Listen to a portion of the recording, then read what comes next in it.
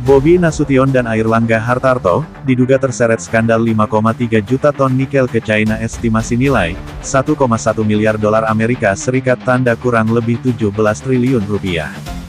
Oleh Christovita Wiloto, Chairman Strategik Indonesia. Siapa Bobi Nasution? Bobi Nasution lahir dari keluarga TNI. Ayahnya, Erwin Nasution, adalah purnawirawan TNI AD yang menjabat sebagai Dirut PT PN 4. Karir sang ayah membuka jalan bagi Bobi untuk dekat dengan elit kekuasaan. Namun langkah Bobi benar-benar melonjak ketika menikahi Kahiyang Ayu, putri Presiden Joko Widodo.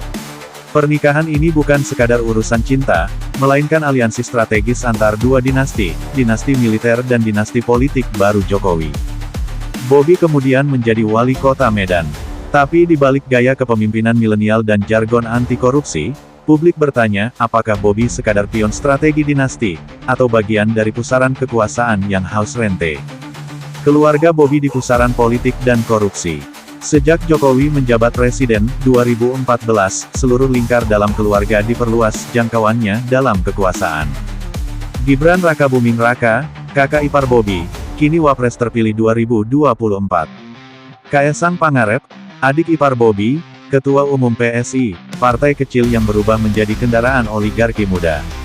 Luhut Binsar Panjaitan, tokoh militer dan oligarki nikel, sangat dekat dengan keluarga ini. Hashim Asyari, Ketua KPU yang diduga membantu proses politik Gibran, adalah besan dari keluarga Bobi. Keluarga ini disebut-sebut mengendalikan jaringan politik, logistik, dan bahkan izin tambang, terutama di sektor nikel, emas, dan perkebunan. Dugaan korupsi Bobi Nasution. Berikut adalah indikasi dan dugaan keterlibatan Bobi dalam kasus-kasus korupsi. Penyelundupan nikel ke China. Jumlah, 5,3 juta ton biji nikel. Lokasi, Sulawesi Tenggara, Morowali, Halmahera.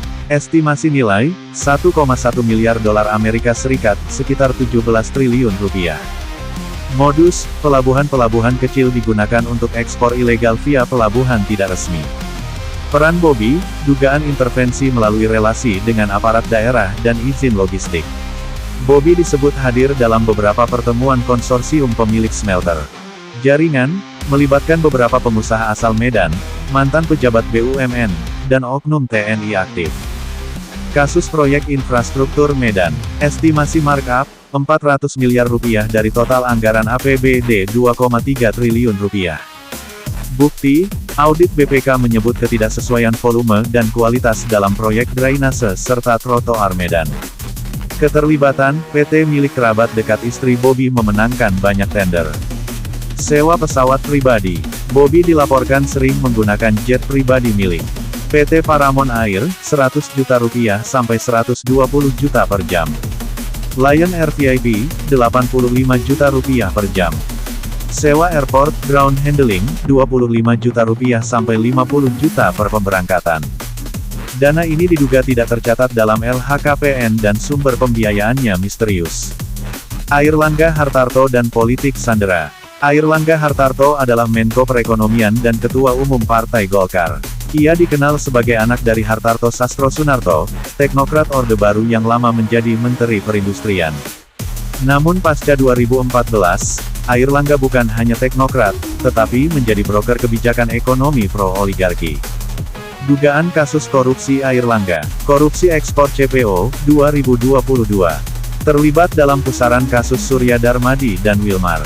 Total kerugian negara, 15 triliun rupiah.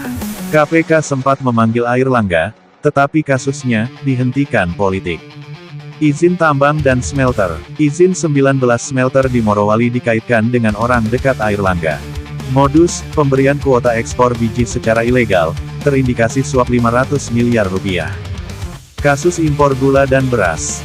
Kementerian yang dia pimpin memberikan rekomendasi kepada importir tertentu. Potensi kerugian negara, 3,7 triliun rupiah. Strategi politik Jokowi, sandera dan kerjasama. Sejak 2020, Jokowi memainkan strategi politik sandera. Mereka yang punya potensi oposisi dan rekam jejak korupsi, seperti Airlangga dan elit Golkar, tidak dijatuhkan, tetapi dirangkul. Tujuannya, kontrol penuh kekuasaan dengan aliansi darurat antara dinasti Jokowi dan oligarki lama. Maka tidak heran, Airlangga justru diajak kerjasama dalam program hilirisasi nikel, pangan, dan digitalisasi. Kelompok Jokowi bahkan membentuk koalisi dinasti.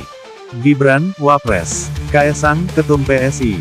Bobi, Medan, sinyal ke Sumut 2029. Airlangga, dijanjikan posisi strategis di Kabinet Prabowo.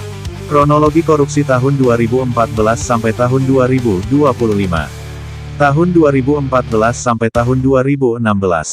Jokowi naik, elit lama seperti Golkar mulai adaptasi ulang. Bobi mulai muncul di lingkungan istana. Tahun 2017 sampai tahun 2019. Bobi menikah, masuk politik. Airlangga rebut kendali Golkar dari Setia Novanto pasca kasus IKTP. Tahun 2020 sampai tahun 2021. Skandal CPO dan minyak goreng mencuat. Airlangga diduga mengintervensi. Bobi memenangkan Pilkada Medan 2020, mulai aktif dalam jaringan logistik. Tahun 2022 sampai tahun 2023. Dugaan ekspor ilegal nikel mencuat. Jokowi membela hilirisasi, tapi muncul laporan ke KPK dan PPATK soal kebocoran ekspor via pelabuhan kecil. Tahun 2024 sampai tahun 2025. Gibran jadi Wapres. Bobi intens ke Jakarta. Laporan intelijen menyebut dugaan keterlibatan Bobi dan relasinya dengan jaringan ekspor ilegal nikel. Siapa untung? Siapa sandera? Golkar kini tidak punya wajah baru, dan Airlangga terlalu penuh beban. Tetapi karena dia disandera, maka dia setia. Sama halnya dengan Bobi, semakin aktif, semakin mudah dikendalikan. Dengan dugaan korupsi yang tersimpan rapi dan tak pernah diungkap total oleh KPK, publik mulai curiga, apakah hukum hanya untuk rakyat kecil? Saatnya dibuka semua. Jika benar ada ekspor ilegal 5,3 juta ton biji nikel ke China, maka ini bukan kasus biasa. Ini skandal nasional, setara atau bahkan lebih besar dari kasus korupsi Jiwasraya, Garuda, atau BLBI. Jika Bobi dan Airlangga terbukti terlibat, dan kasus ini didiamkan oleh KPK, maka kita sedang hidup dalam Republik Sandera. Jangan diam, jangan takut. Rakyat Indonesia layak tahu siapa yang mencuri dari tambang bangsa ini. Korupsi terbesar bukan yang ketahuan, tapi yang disandera untuk kekuasaan. Christovita Wiloto.